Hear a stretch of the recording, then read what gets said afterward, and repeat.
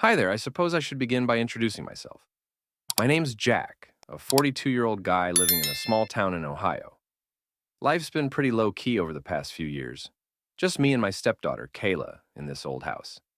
Her mom, Sarah, my wife, passed away about 3 years ago. Cancer's a brutal thing, as I'm sure you can imagine. Since then, I've been doing my best to raise Kayla on my own. She's 19 now and attending the local community college. It hasn't been easy, to say the least. I work long hours at the factory to keep us afloat, and Kayla has been picking up shifts at the diner to contribute. We make it work, but there's hardly any time for socializing or dating. Some nights, I'm so worn out that I can barely stay awake long enough to heat up a frozen dinner. And let's be honest, a guy has certain needs, if you catch my drift. With my schedule, though, there's no time to go out and meet anyone. Most evenings, I'm lucky if I can stay awake through the news. On this particular day, work had been especially stressful. One of the machines broke down, and the boss was all over us to get production back on track. By the time I got home, I was wound up tighter than a spring. Kayla was working late at the diner, so I figured I had the house to myself for a while. I grabbed a beer from the fridge, headed to my room, kicked off my boots, unbuckled my belt, and settled in to relax the only way I knew how. I put on some music to drown out any potential noise. Didn't want the neighbors hearing anything, you know? There I was, caught up in the moment, eyes closed, completely oblivious. I didn't hear the front door open or Kayla coming up the stairs. Suddenly, my bedroom door swung open, and there she was, standing in the doorway, her eyes wide with shock. "Oh my God, Dad!" she yelled, slapping a hand over her face. I scrambled to cover myself, almost falling off the bed in the process. "Jesus Christ, Kayla! Don't you know how to knock?" I snapped. Her face was bright red as she backed out of the room. "I'm so sorry, I thought you were still at work," she stammered before disappearing down the hallway and slamming her door. I sat there mortified, my heart racing. How was I supposed to face her after this? After a few moments to collect myself, I reluctantly headed downstairs and found Kayla in the kitchen, staring into the fridge like she was trying to memorize its contents. I cleared my throat awkwardly. "So, you're home early?" She jumped and shut the fridge. "Yeah, it was slow, so they let me go early. I should have texted, I guess." We stood there in agonizing silence, avoiding each other's eyes. Finally, I sighed. "Look, Kayla, about what you saw. I'm really sorry.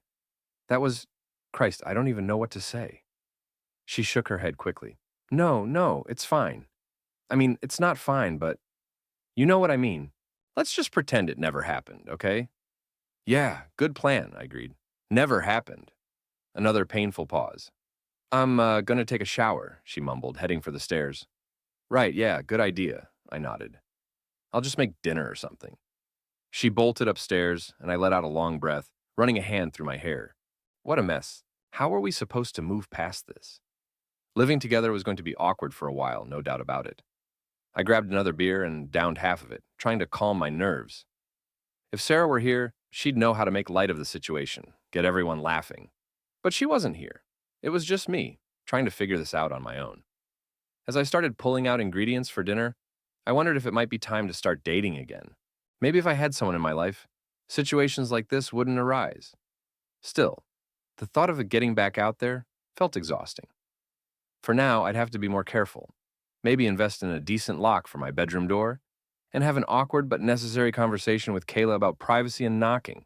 The sound of the shower running upstairs snapped me out of my thoughts. I sighed again. Tonight's dinner was definitely going to require more beer. A lot more beer. Even after all that, sleep didn't come easily. I tossed and turned until the early hours of the morning. Around 2 a.m., I finally drifted off, only to wake up feeling the mattress shift and a warm body pressing against my back. Groggily, I assumed I was dreaming about Sarah. But as I became more aware, I realized with a jolt that it was Kayla. My heart raced as I tried to process what was happening. Her arm was draped over my waist, and I could feel her breath on my neck. Every muscle in my body went rigid. "Kayla?" I whispered, trying to stay calm. "What are you doing?" She snuggled closer, her voice soft. "I couldn't sleep. I keep thinking about earlier." Swallowing hard, I struggled to keep my composure. "Look, sweetheart, this isn't okay. You need to go back to your room." But she didn't move. Instead, she tightened her grip. "I miss Mom," she said, her voice heavy with emotion.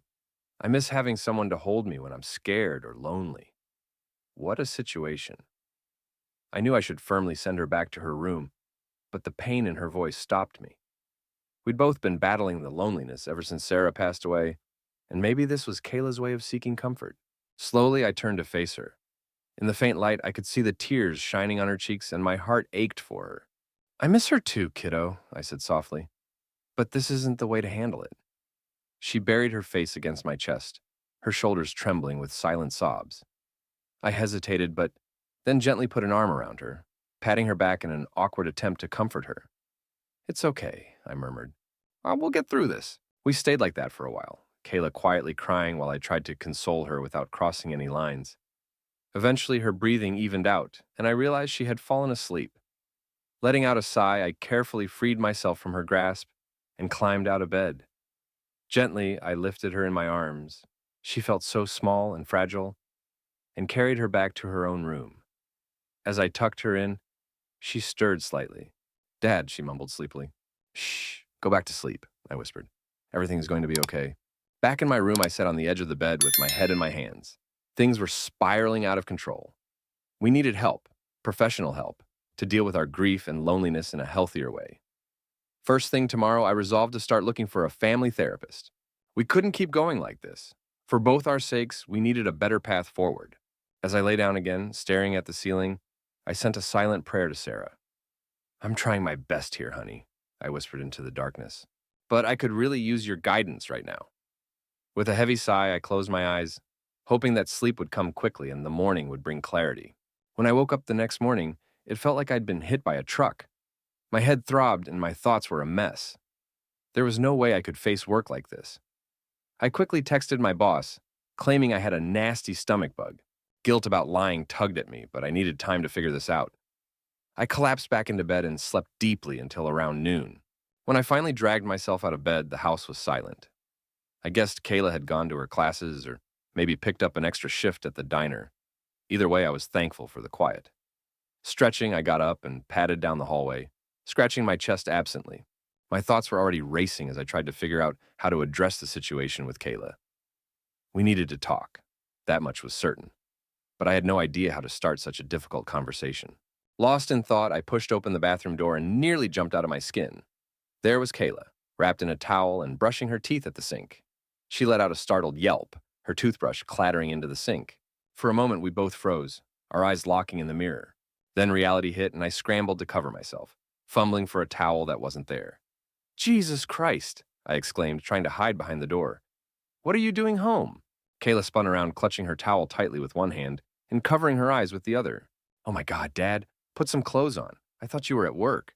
Face burning, I shot back. I traded shifts with Amber. I told you last night. Had she? I couldn't remember. Everything from the night before was a blur. Just stay in there, okay? I said, backing out of the doorway. I'm going to go put some pants on. I bolted to my room, heart pounding, and quickly pulled on a pair of sweatpants. I could hear Kayla moving down the hallway. I'm going to my room, she called, her voice high and strained. Maybe we should start locking doors around here? Her door slammed, and I let out a shaky breath. God, could this get any more awkward? I muttered, collapsing onto my bed. This couldn't go on. We couldn't keep tiptoeing around each other, stumbling into one mortifying situation after another. It was time to face this head-on and have an honest conversation about boundaries, privacy, and dealing with our grief in a healthier way. Steeling myself, I walked to Kayla's door. Taking a deep breath, I knocked. Kayla, we need to talk. A moment later, she opened the door, her face still red with embarrassment. We settled awkwardly in her room. I perched on her desk chair while she sat cross-legged on her bed. Honey, I began running a hand through my hair. We need to talk about everything that's been happening. These incidents, they can't keep happening. Kayla nodded, avoiding my gaze. I know, Dad. I'm sorry about last night. I've been so confused lately. Leaning forward, I rested my elbows on my knees. Confused how, sweetheart? She bit her lip, her hands twisting nervously in her lap. It's just, ever since Mom died, you've been there for me. You've been so strong and supportive. And lately, I've been having these feelings. My stomach dropped. I had a sinking suspicion about where this was headed, but I desperately hoped I was wrong. What kind of feelings, Kayla? I asked cautiously. She took a trembling breath. I think I'm falling in love with you, Dad. Jesus Christ. It was worse than I had feared. I leaned back, my mind spinning. Kayla, sweetheart, no, I said softly but firmly. That's not love. not the kind you're thinking of. Tears filled her eyes. But it feels real. I can't stop thinking about you. When I saw you yesterday, stop, I interrupted, raising a hand to cut her off. Just stop right there. This isn't healthy, Kayla. We're both grieving and lonely, and it's messing with our emotions. What you're feeling isn't real love. It's confusion, maybe a need for closeness that's become distorted. She shook her head defiantly. You don't get it. I know what I feel. I exhaled deeply. Listen to me, honey. I'm your father, well, stepfather, but I've raised you since you were little. What you're experiencing is called genetic sexual attraction. It can sometimes happen in families, especially when they've been apart. But it's not real love, and acting on it would hurt both of us deeply. Her face crumpled as tears spilled down her cheeks. So, what am I supposed to do? Just ignore how I feel? I moved to sit beside her on the bed, careful to leave space between us. No, not ignore it. We're going to get you some help, professional help, someone who can help you work through these feelings in a safe and healthy way. Sniffling, she wiped at her tears. You must think I'm disgusting and broken. No, not at all, I said quickly. You're not disgusting, and you're not broken. You're hurting and confused, just like I am. But we're going to figure this out together. Just not like this. We'll get through it as father and daughter. I hesitated before gently patting her shoulder. I love you, Kayla, as my daughter. That will never change. But this attraction you're feeling, it's not real. And we need to address it now, before it causes any lasting harm. She nodded hesitantly, her sniffles subsiding. Okay, Dad, I'll try. That's my girl, I said, managing a small smile. Now, how about I fix us some lunch and we can start looking into finding a good therapist? And maybe we can set some new rules about privacy and personal space in the house. As we made our way downstairs, I felt a faint glimmer of hope. The road ahead would be challenging, but at least everything was out in the open now. We could begin to heal and move forward. It wouldn't be easy, but together as a family, we'd navigate it. With clear boundaries firmly in place, we'd find a way.